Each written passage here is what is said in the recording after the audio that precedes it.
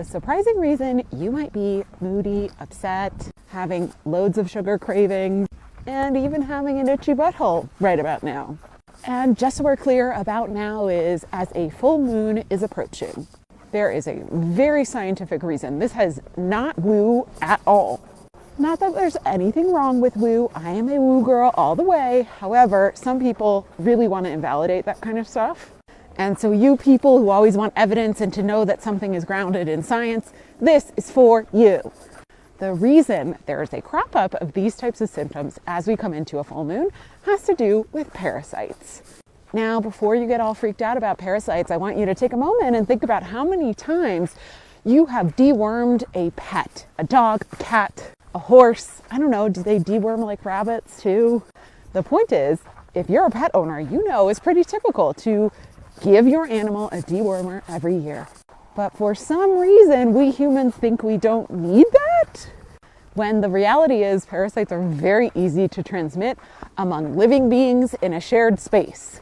If you let your dog lick your face ever, if you kiss your dog, if you share food with your dog and then put it back in your mouth, if you pick up your pet's poop and don't wash your hands properly, and sometimes you can just even inhale them from the air. That's true. That is one of the ways that pinworms spread, which is why outbreaks in kindergarten classes are really common. So what I'm trying to say is, it's very likely you have parasites. Okay, but hang with me. Before you run out and get some kind of parasite herb or medication, I need you to know a couple of very important things. So important because you can make yourself worse and more sick. First of all, parasites are part of life. Many parasites want you to continue to survive because you are part of how they live and get their food. That is to say that certain parasites are not deadly and may not cause much harm, even in small amounts. Some can even be beneficial, like there are studies on using certain kinds of worms for things like Crohn's disease, in which the worms actually help people feel better. The next thing you need to know is that only about 30% of parasites are visible to the naked eye.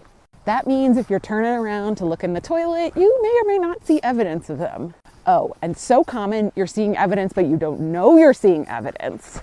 Things like little white speckles that look like quinoa or sesame seeds when you didn't eat those things, or kind of like a black gravel, or even like a tomato skin looking thing in the toilet. Yep, those all are some of the signature looks of different parasites. But, and this is perhaps the most important thing for you to hear, you must prepare your body. If you're going to do parasite work, you must prepare your body because parasites and their protective barriers trap and harbor all kinds of toxins that your body may not be ready to deal with. Check out part 2 for more.